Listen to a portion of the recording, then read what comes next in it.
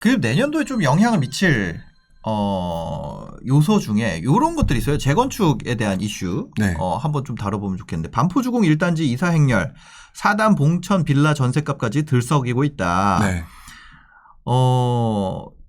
요런 앞으로 계속해서 이제 재건축 재개발 이런 것들이 뭐라 그래야 될까요? 이게 제가 얘기하기가 좀 그런데 대선이 어느 쪽으로 가던 네. 대선이 누가 가던 민간에서 하느냐 공공에서 하느냐 차이는 있겠지만 네. 이 재건축 재개발이 진행된다라는 네. 측면에서는 네. 양쪽 다 차이는 크게 없을 것 같다는 생각이 들거든요. 그렇죠. 진행될 수밖에 없겠죠. 네네네. 네. 그렇게 되면은 지금 여기 반포주공 1단지 이사 행렬처럼 계속해서 이런 것 때문에 임대료가 올라가는 네. 상황이 네. 지속되지는 않을까 하는 생각도 드는데 그런 영향은 없을까요? 바로 그 부분이 이제 또 다른 수많은 변수 중에 상승 요인이죠. 네. 그러니까 상승 요인 할 때 저희는 이제 공급 부족이라고만 표현을 했지만 네네. 지금 말씀드렸던 이런 것들이 또다시 상승 요인들이 있고 이런 것들이 이제 상쇄되는 과정들 맞물리긴 하는데 네. 지금 같은 경우는 이제 입지가 좋은 곳이고 이 지역에서 물량들이 쏟아지는 그러니까 그 멸실 수요에 따라서 계속 이주 수요들이 발생되니까 네, 그 네. 옆에 있는 지역들의 전세 가격이나 월세 가격이 증가하면서 그 동네 아파트 가격에 좀 영향을 줄 가능성이 매우 높다고 봐야죠. 네. 이 뉴스를 가져오신 이유는 뭘까요?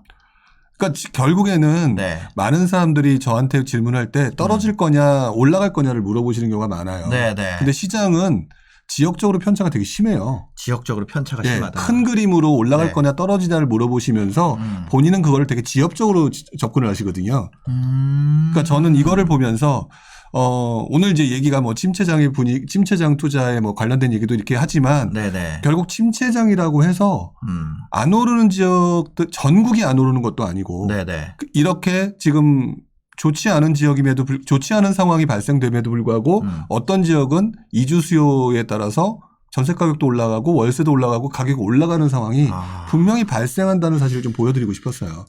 그러니까 이제는 과거까지는 네. 과거까지도 아니죠. 올해까지는 이제 갖고만 있으면 네. 뭐가 됐건 네. 돈 버는 거였는데 그렇죠. 앞으로는 2022년부터 약간 실력 차가 나겠네요. 그죠? 저는 실력 차가 난다라고 보여지고요. 네. 이때부터는 여러분들이 그동안은 내가 사면 올랐으니까 네네. 내가 실력이 좀 있나? 이런 생각을 하시는 분들이 상당히 많았을 거라고 봐요. 자신감을 굉장히 갖는 시장이었죠. 왜냐하면 저 또한 네. 옛날에 그랬으니까. 네. 근데 이때쯤부터는 아마 지금 많은 분들이 멘붕이 오실 거고. 앞으로는. 그리고 지역적인 편차가 상당히 심하게 나타날 가능성이 높다. 네네.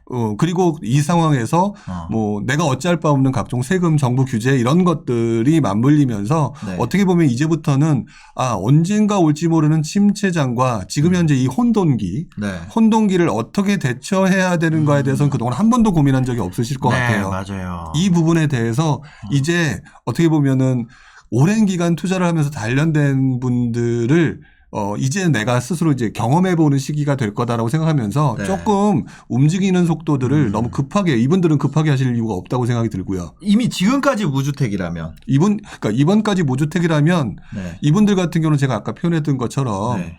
이분들이 꿈은 굉장히 높으나 현실은 그렇지 못하잖아요. 네. 그러면 이 상황에서는 본인의 책임이잖아요. 어차피. 네, 네. 그러면 내가 정말 종잣돈이 없다. 그러면 공부해야죠. 아까 침체장 얘기를 말씀드리면서 네, 네, 네. 경매 투자도 있고 모두 있다 이런 식으로 말씀드렸는데 그럼 준비하시고 공부를 하시는 게 왜 지금 당장 공부를 하지 않고 투자를 해서 돈 벌겠다는 욕심, 열정은 뛰어나나 네네. 문제는 그 기초는 너무 탄탄하지 못하다. 그러니까 이분들은 안 하는 게 맞아요. 네. 근데 그렇지 않고 내가 어느 정도 자금은 있는데 그동안 좀 약간 좀 주저하는 것 때문에 못했다라고 하면은 저는 입지 부분에서 조금 양보하더라도 일단 사봐라. 지금도? 네, 사봐라라고 왜냐면 아까 제가 말씀드렸던 거 아직 안 오른 곳도 있으니까 내 마음에 안 들 뿐. 안 오른 곳. 네, 덜 오른 곳이 있고 그리고 떨어지잖아요. 네네. 제가 또 이렇게 말씀드리는 가장 큰 이유 중에 하나가 그러면 이제 많은 분들이 저한테 그렇게 얘기해요. 저 부룡님은 자꾸 사라고만 하는데 침체장에 가서 떨어지면 어떻게 책임질 거냐라고 얘기를 하세요. 책임 못 지죠. 네. 근데 책임을 안 지고자 말씀드리는 게 아니라 제가 경험을 해보니까요. 침체장이 와서 가격이 떨어지는 거는 뭐 계속 반복돼서 말씀을 드리는 거지만 네. 명목 가격의 손실이고요. 거주하고 있으니까. 네네네. 그리고 그때 전세 가격이나 월세 가격의 변동으로 다시 밀고 올라가는 현상이 있어서 네. 결국 본인이 그때 잠시 느끼는 명목의 손실은 보완이 되면서 네. 결국에는 나중에 그게 플러스로 바뀌게 된다는 거를 제가 한 20년간 경험을 해봤거든요. 그렇기 때문에 잠시 슬픈 마음은 있을지 몰라도 네. 그 잠깐의 슬픔 또는 속상함도 경험을 해봐야만이 아, 시장이 이렇게 돌아가는구나 라는 부분을 저는 경험을 해야 된다고 보기 때문에 네. 침체장이 오더라도 사라고 말씀을 드리는 거예요. 침체장이 오더라도 산다. 네. 경매로. 뭐 그것도 괜찮죠. 두치세체를 하는 게 아니잖아요. 네. 많은 분들이 또 경매 얘기를 하게 되면 네네네. 뭐 이렇게 얘기를 하세요. 지금 뭐 경매는요, 뭐 법적인 그 민사집행법도 공부해야 되고요. 네. 그 다음에 또 확인하다 보면은 뭐 예를 들어 유치권이라든지 법정지상권이라 이런 복잡한 부분도 공부해야 돼요라고 네. 얘기들을 많이 하세요. 네네네. 근데 찾다 보면은요.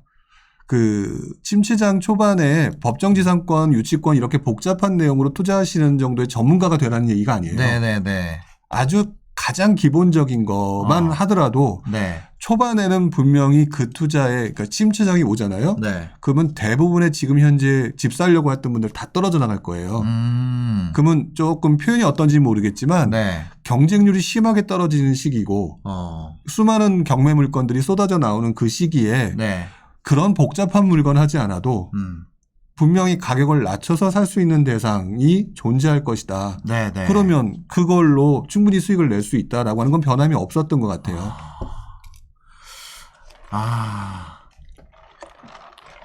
침체장에서 저도 경매 해봤었거든요. 네. 낙찰이 잘 안 되더라고요. 저 6번 정도 해봤는데 네.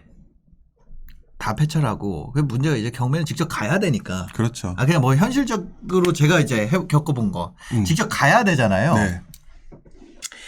그러니까 시간을 빼야 돼서 그 폐찰해도 계속 해야 된다고 이제 얘기를 하시는데 그게 좀 쉽지가 않더라고요. 제 입장에서는. 그러다 보니까 그다음에 이제 그러니까 싸한 것 같아요. 경매가. 그렇죠. 진입 장벽이 높기 때문에 공부도 해야 되고 그런 게 되는데요. 또 그러다 보니까 그다음에 대체로 사람들한테 유행하는 게 공매인 거예요. 공매는 온라인으로 할 수 있죠. 네, 온비드로 할 수 있으니까 이제 그런 식으로 갈 수 있는 거고 그게 사람이 늘어나게 되면 경쟁률이 높아지게 되면서 그때부터 복잡한 물건들 뭐 선순위 임차인 법정지상권 그다음에 무슨 유치권 이런 것들의 얘기가 그때 늘어나는 거고 근데 그 부분에도 약간 흐름이라고 하는 것들이 그때도 또 되게 다양하고 복잡하고 어려운 것들이 또 튀어나오는데요. 글쎄요. 저는 그거 하지 않더라도 충분히 큰 욕심만 부리지 않으면 그때도 충분히 투자가 될 수 있다고 생각이 들고요. 또 그때쯤 되면은 아주 재밌는 현상이 나타나는 뭔가요? 게 아파트보다 주로 이제 수익형 투자? 수익형 투자. 네, 수익형 투자로 또 분위기가 넘어가는 경우가 상당히 많아져요. 그래서 지금 이제 최근에 그 오피스텔이 인기가 있으면서 원룸 투자가 유행하고 있잖아요. 저는 개인적으로 지금 현재 원룸 이제 3룸부터 2룸에서 원룸까지 하면서 원룸 분양가가 되게 높아졌어요. 네네. 밀려온 거죠. 네. 근데 그것도 그거네요. 원룸이 상대적으로 쌌었거든요. 그러니까 이게 올라가는 거예요. 근데 저는 이 원룸은 기본적으로 우리가 수익형 투자라고 얘기를 하잖아요. 그래서 월세 수익률을 좀 따져야 되는데 분양가가 올라갔더라도 지금 월세 수익률이 월세가 갑자기 올릴 수 있는 상황이 아니거든요. 저는 이 투자를 갖다가 지금 그냥 흐름에 맞춰서 들어오는 투자는 아닌 것 같고 오히려 그게 그렇게 분양한 물건들이요. 예전에도 그랬지만 침체장에 접어들게 되면은요. 다시 그 높은 분양가가 떨어지게 되어 있어요. 그렇게 분양하면 분양이 안 되니까 월세 수익률이 올라가지 않으니까. 수익률을 맞춰주게 되는구나. 네. 그러면 또 그 물건이 경매로 또 나와요. 또 못 모르고 들어간 사람들이.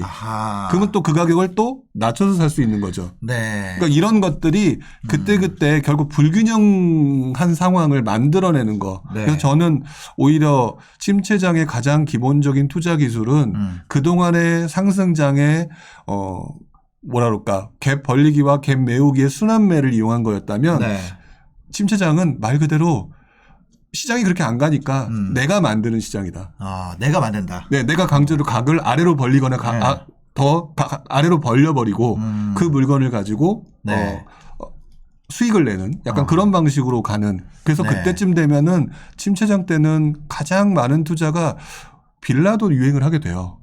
지금보다 더. 빌라 같은 수익률이 나오니까. 네, 가격은 빌라는 더 선호도가 빨리 빠지니까. 떨어지니까 더 떨어질 것이고. 그럼 그땐 또 규제가 없잖아요. 규제가 없으니까 여러 개를 하게 되면은 네. 뭐 예를 들어서 20만 원, 30만 원 월세 받는 거 그때 또 대출 규제도 없을 거 아니에요. 네. 그럼 그것들 여러 개를 하면 뭐 몇백만 원을 만들 수 있다라고 하는 어떤 장점이 또 상대적으로 네. 또 도드라지면서 많은 분들이 그거를 이용한 투자 방법들을 얘기할 것이고요. 네. 그러니까 저는 그래서 똑같지는 않겠지만 상당히 비슷하게 흘러가더라. 그래서 저는 침체장에 걱정하실 이유가 없고요. 또 침체장에도 오르는 지역이 또 나오게 돼 있다고 봐요. 그렇죠. 침체장에 또 뭐 돈이 마르는 만큼 그 돈이 또 가죠, 어디로. 네. 예. 일단 첫 번째 12월에 리트머스 시험지 어차피 예상돼 있는 거니까 한번 봐도 괜찮겠다. 네. 예. 그런데 이제 수요가 분명히 지금 분위기 저희 2021년의 분위기가 네. 2021년이 역대급 상승이었잖아요. 그렇죠. 네, 2021년 분위기가 이어진다면 이제 그 지역과 관계없이 모든 물량이 소화가 될 거고. 네.